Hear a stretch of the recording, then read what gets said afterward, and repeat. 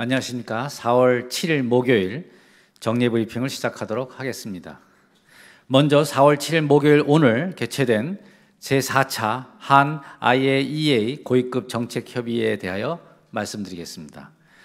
북핵 문제와 같은 국제 핵 확산 위협이 증가하는 가운데 개최된 이번 협의회에서 한 IAEA 양측은 북핵 등 주요 국제 핵 확산 위협의 효과적인 대응 문제, IAEA 안전조치 적용의 효율성 제고 등 안전조치 강화 문제, 윤병세 외교장관이 의장직을 수임할 예정인 금년 12월 IAEA 핵안보 강력급 회의 등 핵안보 증진 문제, 원자력의 평화적 이용 증진 문제 등의 협력 강화를 위한 협의를 폭넓게 하였습니다.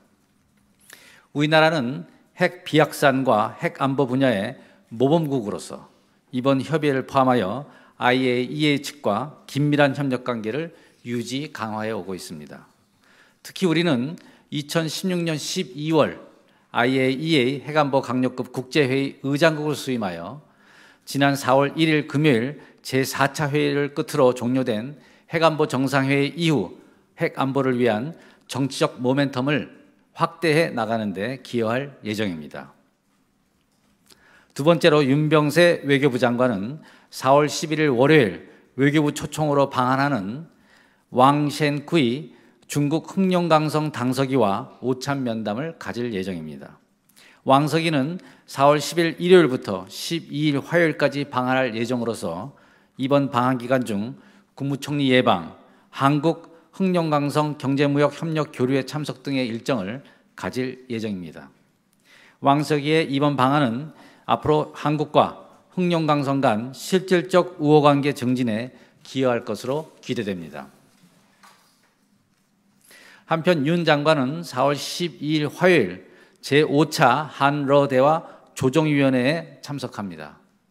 한러 대화는 지난 2010년 한러 수교 20주년을 기념하여 출범된 민간 주도 대화 채널로서 양국 정상이 참석하는 한러 대화 포럼 개최, 그리고 6개 분과위원회별 교류협력 사업 등을 수행하고 있습니다. 한러 대화 조정위원회에는 한국 측 위원장인 이규형 전 주 러시아 대사 등 국내 정재계 및 문화, 교육, 언론계 저명인사들이 참석하고 있습니다. 이번 회의에서는 한러 관계 증진을 위해 한러 대화가 올해 계획 중인 있는데 이에 대한 우리 외교부의 입장이랑 또 하나는 한국에 대해서 전략적 이익을 공유하는 가장 중요한 이웃이라고 적었다고 하는데, 지난해에는 한국은 가장 중요한 이웃이라고 한 것과 비교했을 때 일본 매체들은 위안부 합의 계기로 내용이 격상됐다고 하는데 우리 정부는 어떻게 이 변화를 어떻게 분석하는지 여쭤보고 싶습니다. 예, 일본 청서 그 발간과 관련하여 저희가 일본 언론 보도를 접하고 있습니다. 그에 따라서 관련 동향을 정부 차원에서 예의주시하고 있습니다. 다만 아직 가기에 정식으로 보고되지 않은 상태이기 때문에 현 시점에서 우리 정부의 어떤 평가라든지 입장을 발표하기는 어렵습니다. 다만 이 시점에서도 분명히 할 수 있는 것은 독도는 역사적, 지리적, 국제법적으로 명백한 우리 고유의 영토이기 때문에 일본 정부는 우리의 영토 주권에 대한 여하한 도발도 즉각 중단해야 한다는 말씀을 드리고자 합니다.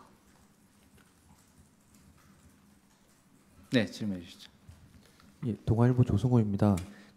지난해 12월 한일 간 합의를 했던 일본군 위안부 합의 이후에 지금 3개월여가 지나면서 이제 여러 이 전망에 대해서 얘기들이 나오고 있는데, 최근에 일본 고위 당국자가 주한 일본 대사관 앞 소녀상과 일본이 내게 될 피해자 지원 재단의 출연금 문제를 연계해야 된다는 발언을 일본 매체로부터 접했습니다. 이 부분에 대해서 우리 정부의 입장은 어떤지 좀 알려주십시오. 네, 저희도 오늘 그러한 일본 언론 보도를 접했습니다. 먼저 재단 설립 문제는 현재 외교부 그리고 여성가족부 등 관련 부처 간의 협의가 진행 중에 있고, 또 합의를 충실히 그리고 원만히 이행할 수 있도록 제반 준비를 해 나가고 있습니다. 다만 그간 누차 밝혀온 바와 마찬가지로 주한 일본 대사관 앞 소녀상은 민간에서 자발적으로 설치한 것으로서 정부가 이래라 저래라 할 수 있는 사안이 아니기 때문에 재단 설립 문제와 소녀상 문제는 전혀 별개의 사안임을 다시 한번 분명히 합니다.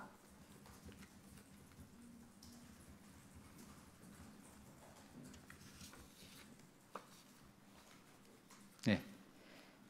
아까 제가 질문 드린 부분 다시 질문 드리려고 하는데요. 그 독도 부분 말고 이제 한국에 대해서 표현한 것에 대한 평가를 여쭤보는 건데요. 그 한국은 가장 중요한 이웃이랑 그리고 전략적 이익을 공유하는 가장 중요한 이웃, 이 변화에 대해서 어떻게 생각하시는지랑 또 다른 질문인데요. 며칠 전에 그 중국 상무부에서 북한과의 그 교역 관련해서 금지 품목을 발표했는데 이에 대한 외교부 입장도 부탁드립니다.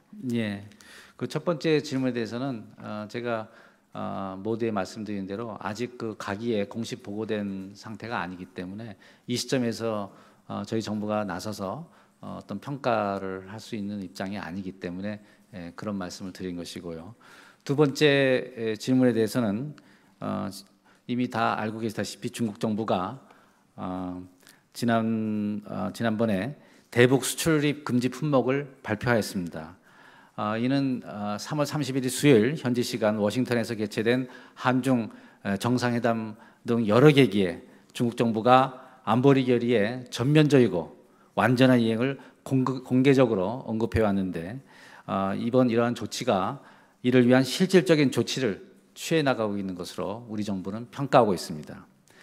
우리 정부는 앞으로도 중국 측과 안보리 결의 이행 그리고 북핵 및 북한 문제에 대한 전략적 소통을 강화해 나가는 한편 또 한편 미국, 일본, 호주 등 우방국과 긴밀히 협력해서 전 제공간을 통해서 안보리 결의의 철저한 이행을 위한 외교적 노력을 지속 경주해 나가고자 합니다.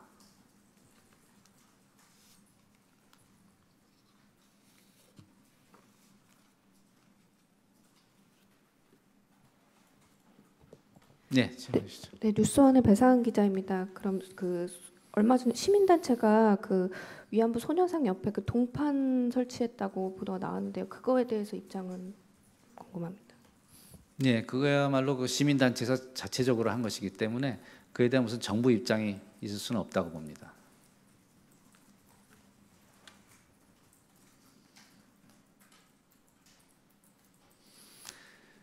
예, 감사합니다. 오늘 브리핑은 여기서 마치도록 하겠습니다.